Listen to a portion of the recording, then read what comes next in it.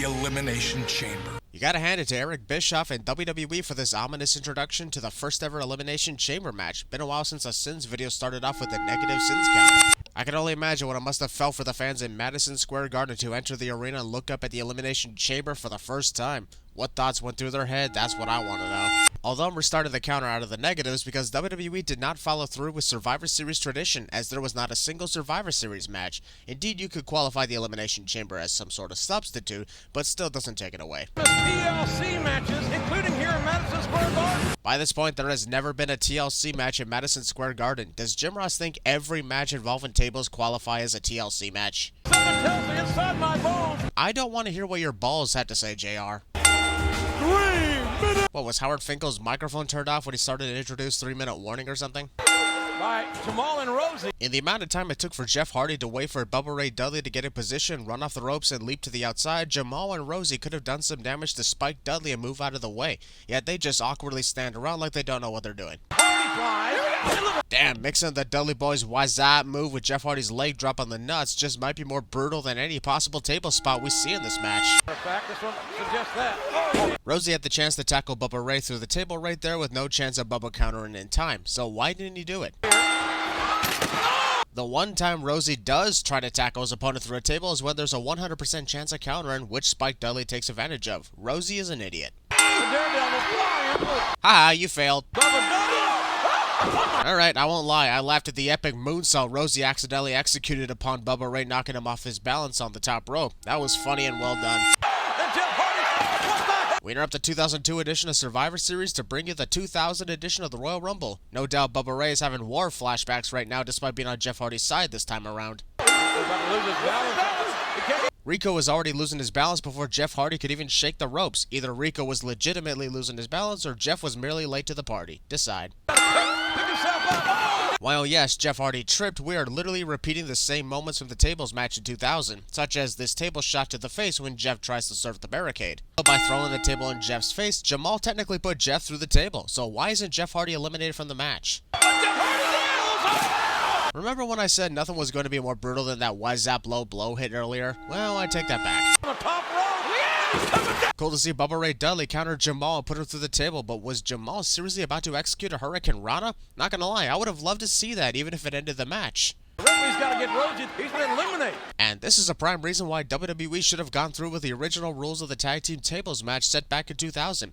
That despite certain wrestlers getting put through tables, they're still eligible to compete but cannot be used for victory on the other team. Because anything still goes and it's legal for them to keep interfering. Removing a Sin for sure because it was awesome to see Devon Dudley arrive to even the odds and reunite with Bubba Ray Dudley for the first time since the WWE draft. Saliva is an amazing band, but why are we watching them perform a concert for nearly 10 minutes in Times Square? A performance in the arena is one thing, but this isn't even in Madison Square Garden. Billy Kidman hit that Hurricane Rana with so much force that he made Jamie Noble think he was on a trampoline for a split second. They're going to buy a double wide. First, Taz brings up that Jamie Noble and Nydia have a double wide trailer. Then 10 seconds later, Michael Cole brings up that Jamie Noble and Nydia intend to buy a double wide trailer if they win this match. So, do they have one or not? Noble's got something up his sleeve here, but he has no shirt on. Wah, wah. That's right. One thing you cannot deny is the Cruiserweight title matches on pay-per-view in this era have always been fun to watch because of picture-perfect moves like that dropkick counter. How the hell did this division fail twice in WWE? Sold out again here tonight. That's literally the second time in less than 2 minutes that Michael Cole brought up Madison Square Garden being sold out. How can you not know what to say in this type of match? Oh, yeah. Oh. The referee clearly saw Nydia slap Billy Kidman in the face and didn't call for the disqualification for reasons unknown. When outside interference strikes a legal competitor, you call it. Insulting our intelligence is the most irritating thing I've ever seen in wrestling. There you go. Heel wrestlers accidentally thrown into their manager cliche. Set up to the top. Jesus, not only was this match exciting to watch with perfectly timed counters, but the brutality of Billy Kidman being dropped on his head made me get a headache from feeling the pain. Holy shit. Did you see that? How hilarious would it be for Kurt Angle to be asking Chris Benoit if he saw the result of the Cruiserweight Championship match, turns around and Chris ditched him. Missed opportunity since these two already hate each other. That's if you can stay out of the team captain's way. Just by declaring himself to be team captain, Kurt Angle has already doomed Chris Benoit himself from winning back the tag team titles tonight. Shame on you. You got something to say? Say it again. What'd you say? It's hard to tell if Chris Benoit is daring Kurt Angle to repeat that he's the team captain or if he's legitimately asking what he said because he's going deaf. Hey, partners, got a hug. Foreshadowing Team Hell No. Mirror, mirror on the wall. I don't know if I should be more creeped out of Victoria trying to replicate the Wicked Witch from Snow White, or this potential stalker hiding above the ceiling videotaping Victoria in her dressing room. I don't think she's been right since that house fell on her sister. That's the wrong story Victoria was trying to replicate, Jerry. You're referencing the Wizard of Oz here. Here we go! Pre-match assault. Is this hardcore match trying to be sexist or something? We got women competing in a hardcore match. What shall we do? Ah, yes, broomsticks and ironing boards. Perfect. Where's the fucking thumbtacks and barbed wire you'd use for the men? Jeez, Trish Stratus didn't have to dunk much to counter that. Where did Victoria learn how to swing, from the New York Mets? Yikes, this strangulation on Trish is so intense you can almost see the broomstick floating in the air away from her throat. Oh, wait. All Victoria had to do was hit the garbage can lid, and that was somehow enough to knock Trish Stratus down to the canvas despite not getting hit by anything herself. The lid didn't even ricochet off her face. Ow, my hands! Let me tell you, the attention of Trish. It was just a simple leg drop. Why is Victoria so concerned that she hasn't defeated Trish yet? It's not like she hit her finisher or anything. I gotta tell you, I'm surprised that neither Trish nor Victoria have suffered any broken hands after constantly hitting them on all these weapons. The trash can. Oh, come on, what the fuck was that? Trish puts a garbage can on Victoria and then kicks it away? There is no way in hell that would damage Victoria at all, and yet somehow it does. This is a terrible representation of hardcore wrestling for the women. Do better. Never thought 30 seconds of Trish Stratus trying to put the ironing board in place would feel like 30 minutes. Ironing board's pretty soft. Trish would have better luck throwing Victoria against the corner in general and dealing more damage than the toss into the board. Victoria was already falling down before Trish could connect the kendo stick to her back. I'm starting to think they're not even trying to look good doing this anymore. All legal in this. Finally, we got some actual hardcore moments that made me say ow in pain. It only took the... Wait, this is the last minute of the match? But the hardcore was just getting started? Oh, fuck you all. This entire sequence of Victoria struggling to operate the fire extinguisher while Trish is standing around awkwardly waiting to get blasted. You made a big mistake trading me. Watch me tonight. The Big Show threatens to injure Brock Lesnar when he wins the WWE Championship tonight. Since Eric Bischoff is over on Raw, I'm surprised he didn't miss the part where that's his problem. And there's the power. What power? I didn't hear anything. I actually think the Big Show missed Brock Lesnar completely in that chop attempt. Brock Lesnar was taking pages out of Bill Goldberg long before Goldberg ever showed up in WWE. Perhaps that's why Goldberg always had his number. Dun dun dun! I'm having a hard time believing that Brock Lesnar accidentally ran into the referee when he clearly lifted his hands up to shove him over. Also, the referee gets knocked over at the crucial point of the match, cliche. Or in this case, getting stuck against the ropes like a video game glitch. The FI to Big Show was impressive, but that belly-to-belly suplex throw was far more amazing. Big Show and Brock Lesnar definitely did well in the short time this match existed. Some would say that Paul Heyman betrayed Brock Lesnar in this case. I think he's more pissed off that the referee shoved him away before entering the ring and wanted revenge. The look of rage on the face of Brock Lesnar followed by the look of fear on the face of Paul Heyman is what makes this betrayal one of the best of all time. Let's take off 5 sins. This was so much fun to watch for sure. 2 men in the ring at once. You could pin anyone at any time. Michael Cole and Taz really confused me a lot tonight. First, Michael remarks how only 2 wrestlers are allowed in the ring at one time, which is still bullshit. And then all of a sudden, Taz says you can pin anyone at any time. So does that mean a wrestler in the corner can randomly be pinned?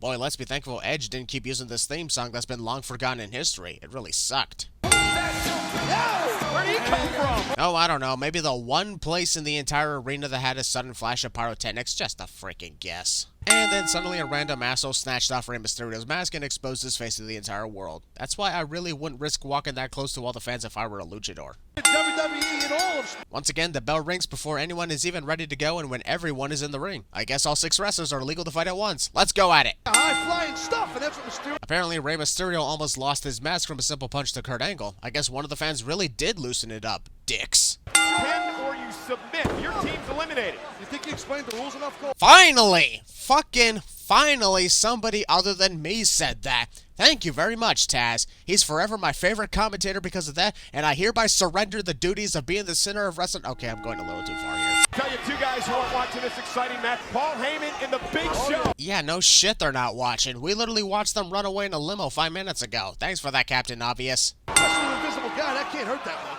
John Cena heard Taz mention that wrestling an invisible guy can't hurt that much and took that personally to heart, proving him wrong as the years go on. On the line, coming up next in that. That one moment of Rey Mysterio getting hung up on the top rope is probably the reason why he lowers down to the second rope with every future Irish whip. Hooks the outside leg.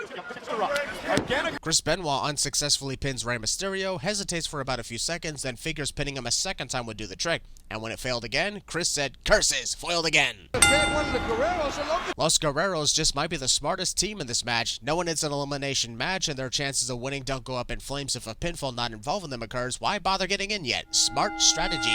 Even if this team of Kurt Angle and Chris Benoit was short-lived, the combination of the ankle lock and the crippler crossface looked deadly. Holy shit, what a moment. check it out. Trying to roll a German whose shoulders are down. Considering Eddie Guerrero was not legal at all, the only shoulders being counted were Edge's at the credit of Chris Benoit. Los Guerreros would not have won the match if the pinfall was successful. Splash. He's gonna try. Whoa, why the hell is the referee counting here? Eddie Guerrero never tagged himself in. Edge and Chris Benoit are the only two legal men right now, so why is a pinfall counting here? And the Chavo, who just.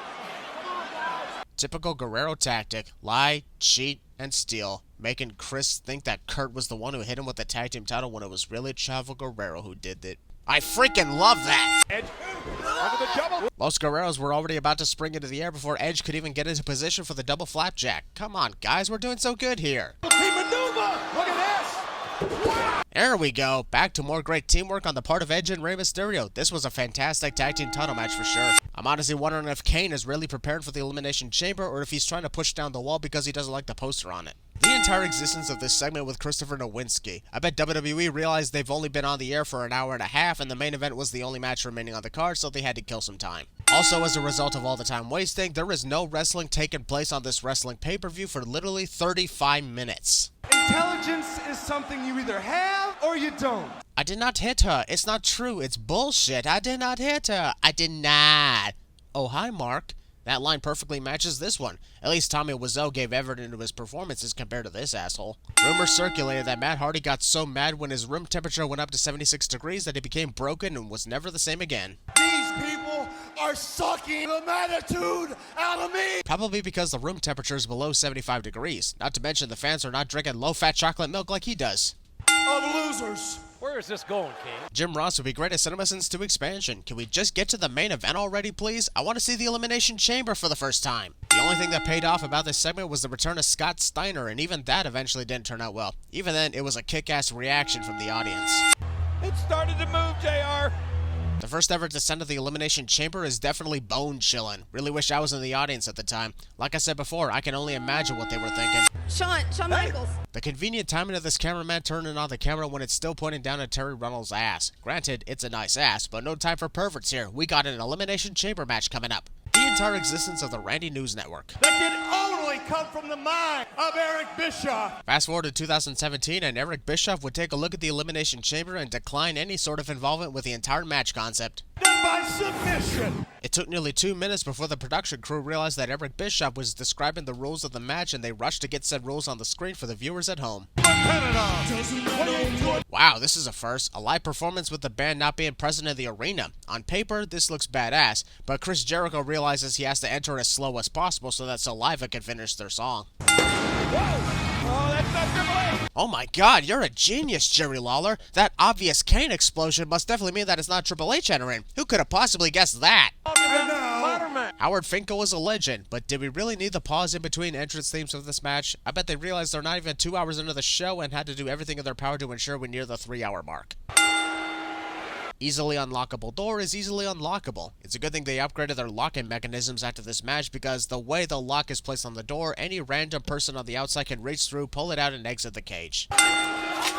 Damn, we're not even 1 minute into the first ever Elimination Chamber match and it's already started to break apart. Guess the locking mechanisms also came from the brilliant mind of Eric Bischoff. Well, that's what you get for flipping off Chris Jericho. Probably shouldn't have done that, RVD. Also, if I were Rob Van Dam, I would have flipped off Chris Jericho and either ascended to the top of a different chamber pod or kept an eye out for Chris's hands in case I had to stomp on them.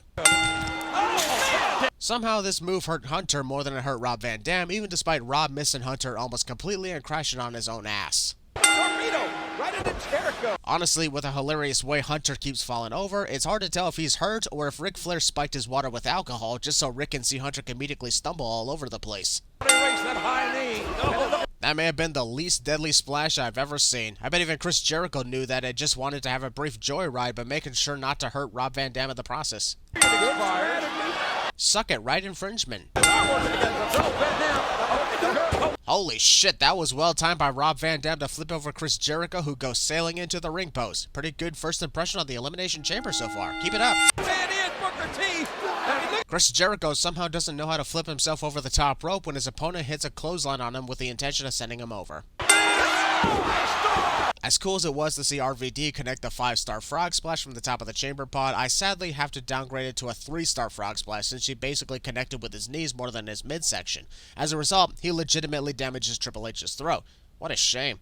So close to a center mover, yet so far away. On the top turnbuckle with a cover, and he got it. After everything Rob Van Dam endured in this match, a simple missile dropkick with not much ever put into it was enough to end his run inside the Elimination Chamber. The first ever elimination of the Chamber match was sadly an awkward one. He had it well scouted. And oh man, what a spine buster. An obvious Alabama slam was somehow a spine buster according to Jim Ross. This is supposed to be historic. Why am I finding so many sins for the first Elimination Chamber match? The spotlights are actually shining on chamber pods that are no longer occupied. How funny would it be if it stopped on an empty pod and we had to wait another 5 minutes for them to get it right?